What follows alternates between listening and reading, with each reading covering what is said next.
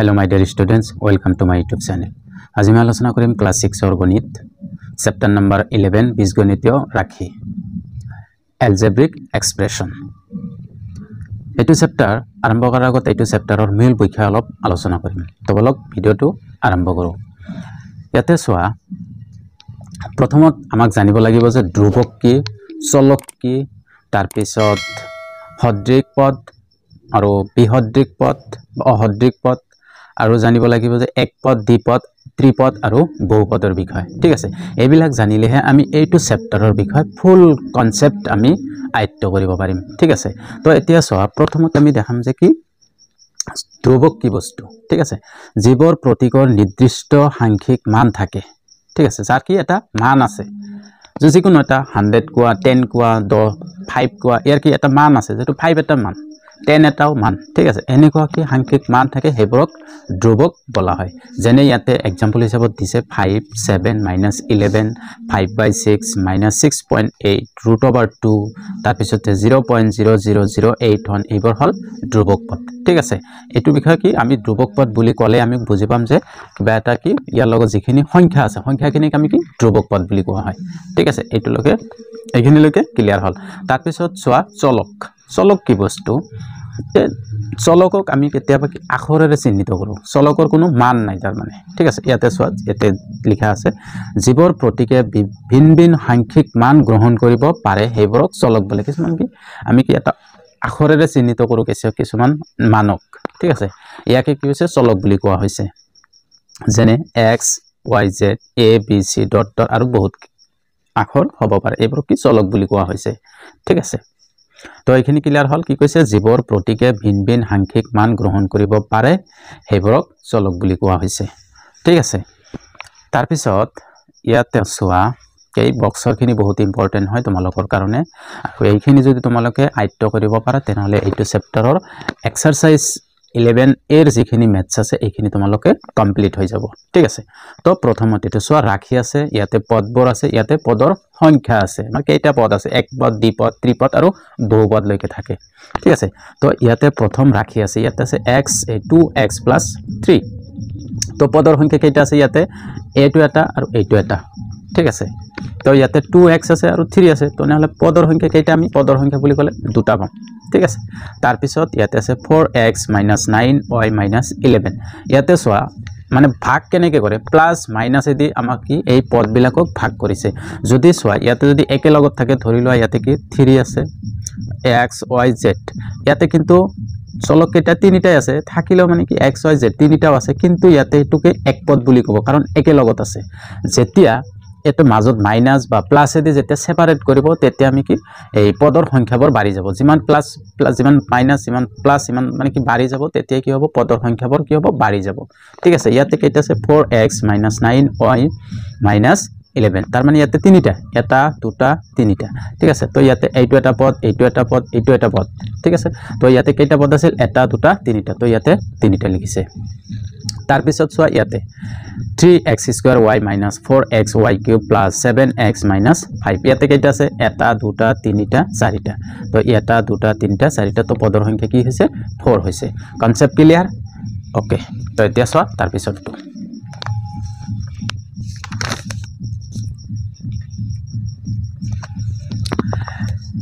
ইয়াতে আৰু কেইটা দিয়া আছে সোৱা, ইয়াতে আৰু কেইটা দিয়া আছে 2/3x - 4/5y + x² + y² - 1। তো মই যে ক'লো অলপ আগত যে প্লাস মাইনাস দি আমাক কি কৰিছে সেপাৰেট কৰিছে। তো যিমানে প্লাস মাইনাস থাকিব, ইয়াতে কেইটা আছে, এটা দুটা তিনিটা চাৰিটা পাঁচটা, টোটাল ইয়াতে কেইটা পদ আছে, পাঁচটা দিয়া আছে। ঠিক আছে, তো এনেকে তোমাৰ ইয়াতে সোৱা 36 যে x y z², তো ইয়াতে কি এটাই হ'ব, কাৰণ ইয়াতে প্লাস মাইনাস দি সেপাৰেট কৰোৱা নাই। ঠিক আছে, তো তাৰ মানে ইয়াতে এটাই পদ আছে। বুজি পাইছো? ওকে, এতিয়া সোৱা বহুপদ, পলিনোমিয়েলস। বহুপদ কিবিলাক সেইবিলাক সোৱা, যে ইয়াতে লিখিছে জীৱৰ বীজগণিত ৰাশিৰ চলকৰ সূচকবোৰ অঋণাত্মক অখণ্ড সংখ্যা, বা ঋণাত্মক নহয়, তাৰ মানে অঋণাত্মক। ঠিক আছে, সংখ্যা বা পূৰ্ণ সংখ্যা, হেবোৰক বহুপদ বলে। যেনে কি হৈছে 4x³ - 6x² + 8x - 2 ৰাশিটো এটা বহুপদ, মানে চাৰিটা দিয়া আছে, এটা দুটা তিনিটা চাৰিটা। ঠিক আছে, যদি তিনিটা থাকে তেনে ত্ৰিপদ হ'ব, তো ইয়াতে চাৰিটা। হৈ গল এটো হল বহুপদ তাৰ পিছত দিয়া আছে একপদ ইয়াতে সোয়া একপদ দিয়া আছে তো এটো বহুপদ এটাত মাত্ৰ এটাহে পদ থাকিলে তাক একপদ বলে যদি এটা পদ থাকে ইয়াতে एग्जांपल হিচাপে দিছে 6x - 7 8x² y মানে এটা যাতে কি মাইনাস বা প্লাস এ দি আমাক কি করা নাই সেপারেট করা নাই মানে ভাগ করা নাই ঠিক আছে হেবিলা হল কি একপদ যেতে এটাই থাকিব এটো হল একপদ ইয়াতে সোয়ার एग्जांपल দিয়া আছে একপদ তার পিছত হৈছে দ্বিপদ মানে দুটা পদ থাকিব তাতে তিনিটা নহয় কিন্তু দুটা থাকিব এটাতকে বেছি তাৰমানে দুটা পদ থকা বহুপদবোৰক দ্বিপদ বলা হয় যেনে কি x + y ইয়াতে এটা এটো এটা আৰু এটো এটা প্লাস দি কি কৰিছে এটো যোগ কৰি দিছে তাৰ মানে প্লাস দি আমাক দুটা বনাই দিছে তাৰ পিছত 2x - y এটো মাইনাস দি আমাক কি কৰিছে ভাগ কৰিছে মানে দুটা বনাইছে ইয়াতে সোয়া 3x² y - 5 ইয়াতেও দুটা কৰি দিছে তো এনেকে যেনেকুৱা থাকিব হেবিলা হ'ব দ্বিপদ এটা থাকিলে একপদ দুটা থাকিলে দ্বিপদ হৈ গল তাৰ পিছত সোয়া ত্ৰিপদ তিনিটা পদ থকা বহুপদবোৰক ত্ৰিপদ বলে ইয়াতে যেনেকুৱা দুটা আছিল ইয়াতে তিনিটা হ'ব x + y + z তাৰ মানে তিনিটা যিমানেই নাথাকক সপোজ ধৰি লোৱা ইয়াতে যদি বেলেগ কিবাও থাকে ইয়াতে কৰি আছো সপোজ ইয়াতে ত্ৰিপদৰ ক্ষেত্ৰত 3x y z এটা কিন্তু আছে ইয়াতে এটা +y + z তাৰ মানে এটো কি হ'ব এটো এটা তাৰ মানে কি হল ত্ৰিপদ হল ঠিক আছে আৰু যদি ধৰি লোৱা ইয়াতে 3x y z² + 3 + y² হল এটো এটা এবিলা হল কি ত্রিপদ কনসেপ্ট ক্লিয়ার ওকে এতিয়া সতাৰ পিছত তো এটো ত্ৰিপদ কমপ্লিট হল তাৰ পিছত হৈছে সদৃক পদ লাইক টাৰ্মস সদৃক পদ কোনবিলাক হৈছে জীৱৰ পদৰ আক্ষৰিক উৎপাদকখিনি সম্পূৰ্ণৰূপে একে হয় সেইবোৰক কি সদৃক পদ বলে তাৰ মানে কি কৈছে ইয়াতে মই অলপ লিখি বুজাই আছো বস্তুখিনি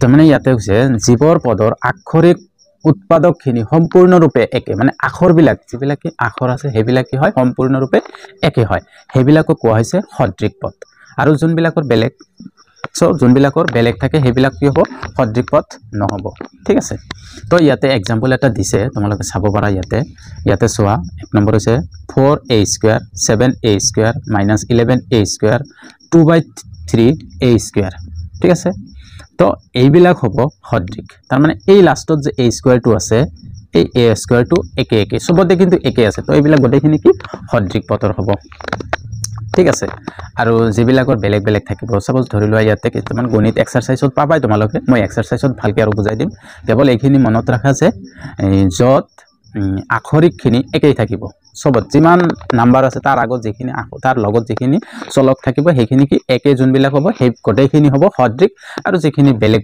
থাকিব সেইবিলাক সদৃক নহব এক্সাৰসাইজত গলে আৰু ভালকৈ বুজি পাবা তোমালোকে ঠিক আছে এতিয়া চোৱা তাৰ পিছত ইয়াতে বাৰু দুটা एग्जांपल দিছে 5y - 6y y/2 আৰু দিয়া আছে 0.5y তো এইবিলাক কি হৈছে সদৃক পদ হৈছে ঠিক আছে এটো মিল আছে 8x² y ইয়াতে 9x² y - 7x² তোমাৰ এই মাইনাসখিনি চাব নালাগে আৰু সংখ্যাখিনি চাব নালাগে কেৱল চাব লাগে এই লাষ্টৰ আখৰিকখিনি ঠিক আছে আখৰখিনি চাব লাগে মানে চলকখিনি চাব লাগে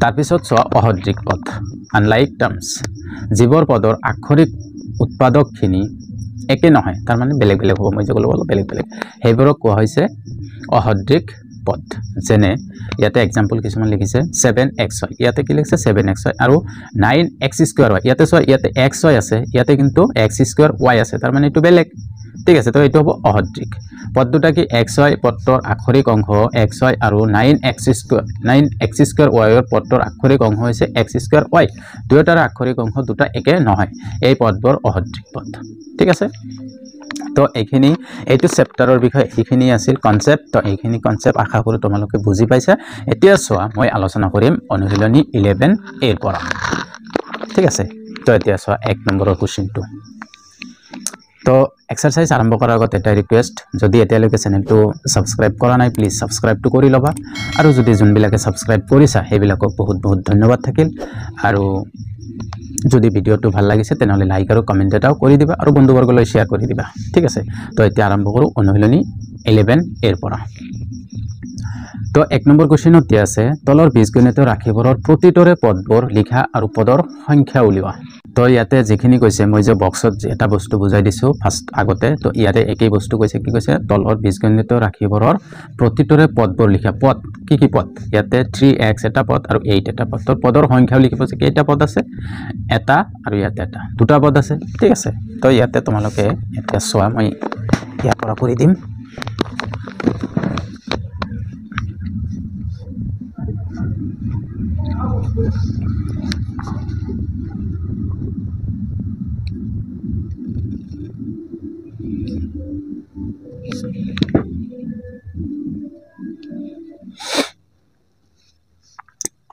তো ইয়াতে 1 নম্বৰ কোৱেশ্চনত দিয়া আছে 3x + 8। প্ৰথমত কি কৈছে ইয়াতে পদবোৰ লিখা আৰু পদৰ সংখ্যা। ইয়াতে 1 নম্বৰ কোৱেশ্চনটো দিয়া আছে 1 নম্বৰ 3x + 8, ঠিক আছে।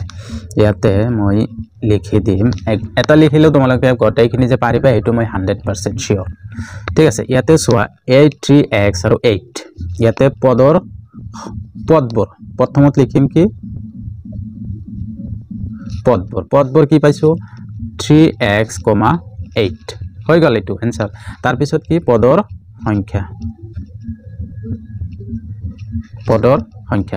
সংখ্যা কেইটা আছে 3x আৰু 8, পদৰ সংখ্যা কিবা 2, তো এইটো হল ইয়াৰ এনসাৰ, ঠিক আছে। এতিয়া চোৱা তাৰ পিছতটো দিয়া আছে 9x² - 5y + 2। 2 নম্বৰটো ইয়াতে লিখো মই 9x² - 5y + 2। ইয়াতে চোৱা সলিউশন, ইয়াতে পদবোৰ প্ৰথমত লিখিম কি পদবোৰ কি আছে, প্ৰথমত আছে 9x² - 5y 2 হৈ গ'ল। তো ইয়াতে কেইটা আছে, এটা দুটা তিনিটা, তো ইয়াতে লিখিবা পদৰ সংখ্যা কেইটা 3, বুজি পাইছো। 2 নম্বৰটো হল। এতিয়া মই ইয়াতে নিলিখো আৰু তোমালোকে এনেকুৱা টাইপৰ কৰি লিখিবা, তোমালোকক কেৱল ইয়াতে লিখাৰ ধৰণটো মই দেখাই দিলো, এনেকৈ লিখিবা। বাকিখিনি মই ইয়াতে ইয়াৰ পৰা ডাইৰেক্ট কৈ দিম যে কোনটা কিমান পদৰ হ'ব, এইখিনি কৈ দিম, তোমালোকে এইটো নোট ডাউন কৰি ল'বা, ঠিক আছে। তো এতিয়া চোৱা 3 নম্বৰটো দিয়া আছে 3x² y², ঠিক আছে। ইয়াতে আছে এই পদবোৰ হ'ব এটাই 3x² y² হ'ব, আৰু পদৰ সংখ্যা হ'ব 1, এইটো ঠিক আছে। তাৰ পিছত চোৱা 4 নম্বৰ আছে 18 + 7y, ইয়াতে পদবোৰ হ'ব 18 আৰু 7y, তো পদৰ সংখ্যা হ'ব 2। তাৰ পিছত চোৱা 5 নম্বৰ আছে 5/7x - 1/2, তো ইয়াতে পদবোৰ হ'ব 5/7x আৰু 1/2, আৰু পদৰ সংখ্যা হ'ব 2টা। তাৰ পিছত চোৱা 6 নম্বৰ দিয়া আছে x + y - xy + 3, তো ইয়াতে পদবোৰ হ'ব x, y - xy, এইটো 3, আৰু পদৰ সংখ্যা হ'ব 4, ঠিক আছে। তাৰ পিছত চোৱা 7 নম্বৰ দিয়া আছে 8x³ - 4x² + 5/2x - 7, ইয়াতে পদবোৰ হ'ব 8x³ - 4x² হ'ব, 5/2x হ'ব -7, ঠিক আছে। তো ইয়াতে পদৰ সংখ্যা হ'ব 1 2 3 4টা, তো পদৰ সংখ্যা হ'ব 4। তাৰ পিছত চোৱা 8 নম্বৰটো দিয়া আছে 14x² y² z - 7xyz² / 5 + 2y² / 7 - 8x³ y² - 14y, তো ইয়াতে পদবোৰ হ'ব এইটো এটা পদ -7xyz² / 5 টো এটা পদ, 2y/7 এটা পদ, -8x³ y² এটা পদ, -14y² এটা পদ। তো কেইটা আছে 1 2 3 4 5টা, তো ইয়াতে পদৰ সংখ্যা হ'ব 5। আশা কৰো বুজি পাইছা। এতিয়া চোৱা 2 নম্বৰ কোৱেশ্চনটো একেই আছে, কেৱল এক পদ দ্বিপদ আৰু ত্ৰিপদ হিচাপে ভাগ কৰিব লাগে, ঠিক আছে। তো ইয়াতে তলৰ কোৱেশ্চনটো 2 নম্বৰ কোৱেশ্চনটো চোৱা তলৰ ৰাশিবোৰ এক পদ দ্বিপদ আৰু ত্ৰিপদ হিচাপে ভাগ কৰা ইয়াতে 1 নম্বৰ কোশ্চেনটো দিয়া আছে 2x তো এটো হ'ব এক পদ যোনটা মই ফাৰ্ষ্টতে বুজাইছো এক পদ হ'ব তাৰ পিছত 2 নম্বৰটো 7 + x + x² তো এটো হ'ব এটা দুটা তিনিটা ইয়াতে হ'ব ত্ৰিপদ তাৰ পিছত দিয়া আছে তোমালোকে এটো ডাইৰেক্ট নোট ডাউন কৰা মই যে কৈ দি আছো এটো কৰিব লাগা একো নাই তাৰ মানে সেইকাৰণে মই ডাইৰেক্ট মুখে মুখে কৈ আছো ঠিক আছে তাৰ পিছত সোৱা 3 নম্বৰটো আছে 14x - y এটো এটা তো এটো হ'ব দ্বিপদ তাৰ পিছত ইয়াতে আছে 7x² y² z এটো হ'ব এক পদ তাৰ পিছত এটো 3/2 - x² + x³ তো এটো হ'ব ত্ৰিপদ আৰু ইয়াতে গণিতখিনি দিয়া নাই কিবা আছে এটো 1 আছে যদি 1 থাকে তেনহলে এক পদেই হ'ব ঠিক আছে এখানে খালি জায়গা বাকি ৰাখিছে তাৰ পিছত সোৱা 7 নম্বৰ আছে 9x/3 - 4y/2 এটো হ'ব এটো দ্বিপদ এটো দ্বিপদ হ'ব তাৰ পিছত 9 নম্বৰটো এটা দুটা তিনিটা তো এটো হ'ব ত্ৰিপদ ঠিক আছে তো 2 নম্বৰখিনিও হৈ গল এতিয়া সোৱা 3 নম্বৰ কোশ্চেনটো দিয়া আছে 7x³ - 4x² + 8 - 3 ৰাখিটো এটো গণিত দিয়াৰ পিছত আমাৰ কেইটামান কোশ্চেন দিছে এই কোশ্চেনৰ কি এনসাৰ কৰিব লাগে তো 1 নম্বৰ কোশ্চেনটো দিয়া আছে কিমানটা চলক আছে এটোতো কিমানটা চলক আছে ঠিক আছে চলক সোৱা চলক কেৱল কি এটাই আছে ইয়াতে কাৰণ x আছে তো এটাই চলক আছে ঠিক আছে এটো এনসাৰ হ'ব 1 এটাই চলক আছে ঠিক আছে তাৰ পিছত 2 নম্বৰ কোশ্চেনটো কৈছে কি কিমানটা পদ আছে পদবোৰ লিখা প্ৰথমত আমাক কৈছে কিমানটা পদ আছে আৰু আমাক পদবোৰ লিখিব আমি তো আগতেও চাইছো পদবোৰ কেনেকৈ গুণে এটা দুটা তিনিটা চাৰিটা তো আমাৰ কি এনসাৰ লিখিম যে কিমানটা পদ আছে চাৰিটা পদ আছে আৰু পদবোৰ কি হ'ব পদবোৰ হ'ব 7x³ - কমা দিবা কমা দি -4x², 8x, -3 তো এটো হ'ব প্ৰথমলে কেনেকৈ লিখিবা যে তে যি আছে পদবোৰ হ'ব 7x³ -4x, 8x - 3 হল এনেকৈ লিখিবা এটো হ'ব পদবোৰ তাৰ পিছত সোৱা 3 নম্বৰ x ৰ সাংখ্যিক সহগ ইয়াতে কি ইয়াতে আছিল প্ৰথমত x³ ইয়াতে x² তো x এটো তো x ৰ লগত সাংখ্যিক সহগ কোনটা ইয়াৰ লগত যিখিনি সংখ্যা থাকিব হেতু হ'ব সাংখ্যিক সহগ তো x ৰ সাংখ্যিক সহগ আছে কিমান 8 ঠিক আছে এটা সাংখ্যিক সহগ কি 8 এটো লিখিবা তাৰ পিছত সোৱা 4 নম্বৰ x² ৰ সাংখ্যিক সহগ কি ইয়াতে x² এটো তো x² ৰ সাংখ্যিক সহগ হ'ব -4 যেটো মাইনাসটা আছে তো লিখিবা কি -4 হৈ গল -4 তাৰ পিছত 5 নম্বৰ ধ্ৰুবক পদ আছে নেকি ইয়াতে ধ্ৰুবক পদ মানে কেৱল এটা সংখ্যা আছে নেকি ধ্ৰুবকটা আগতে চাইছো ধ্ৰুবক পদ কাক বলে ঠিক আছে ধ্ৰুবক পদ আছে নেকি যদি আছে পদটো লিখা তো আমি কি জানো ধ্ৰুবক পদ আছে -3 তো পদটো কি হ'ব -3 হ'ব ওকে ঠিক আছে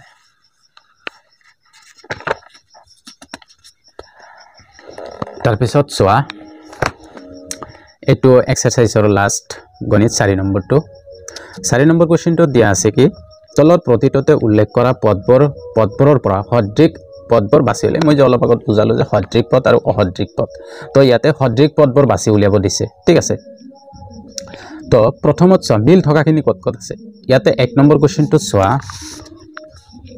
ইয়াতে 4 1 নম্বৰত ইয়াতে 6xa² 7a 2b² -5a 3ab 8a ইয়াতে মিল থকা কোনটা আছে এইটো মিল আছে এইটো মিল আছে এইটো মিল আছে কাৰণ ইয়াৰ লাষ্টটো এ ইয়াৰ লাষ্টটো এ ইয়াৰ লাষ্টটো এ তো ইয়াতে সদৃশ পদ কি হ'ব 1 নম্বৰৰ সদৃশ পদ ঠিক আছে তোমালোকে এনেকৈ লিখিবা সদৃশ পদ 1 নম্বৰৰ সদৃশ পদ আছিল কিমান 7a -5a 8a হৈ গল তাৰ পিছত 2 নম্বৰটো কি দিয়া আছে 8xy -4y এই মাইনাস নহয় 4y আছে 3x² আছে -5x² আছে 8y² আছে x² আছে 3x² y² আছে 11x² আছে ইয়াতে x² কিন্তু বহুত পালো আমি এইটো এটা তো x² ইয়াতে সদৃশ পদ হ'ব কি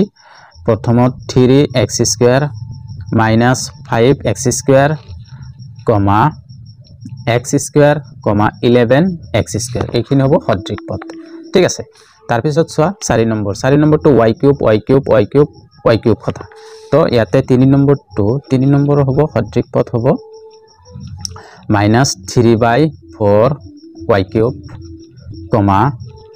7 y cube, -4 y cube হল এটো হ'ব সদৃশ পদ মানে মিল থকাখিনি মই আগতে বুজাইছো আকৌ এবাৰ বুজাই আছো তো তোমালোকে আশা কৰো বুজি পাইছা তাৰ পিছত 4 নম্বৰটো দিয়া আছে 15ab তাৰ পিছত -10 3a 8 7a square 5 2a square b 1/2 ইয়াতে সবতে কিন্তু বেলেগ ইয়াতে ab আছে ইয়াতে a আছে ইয়াতে a square আছে ইয়াতে a square b আছে তাৰ মানে এটাৰো মিল নাই কিন্তু ইয়াতে কেৱল এই সংখ্যাখিনি চোৱা ইয়াতে মিল আছে কেৱল সংখ্যা থকাখিনি এতিয়া 10 হ'ব 5 হ'ব 1/2 হ'ব 8 আছে 8 হ'ব তো এইবিলাক হ'ব সদৃশ পদ ঠিক আছে তো এইটো চেপ্টাৰৰ এইটো এক্সাৰসাইজৰ গটেখিনি কৰিলো আৰু এইটো চেপ্টাৰৰ ফুল কনসেপ্টটো ক্লিয়াৰ কৰিছো আশা কৰো বুজি পাইছা আৰু যদি এতিয়ালৈকে চেনেলটো সাবস্ক্ৰাইব কৰা নাই প্লিজ সাবস্ক্ৰাইবটো কৰি লোৱা আৰু যদি ভিডিওটো ভাল লাগিছে তেনহলে লাইক আৰু কমেন্ট এটা কৰি দিবা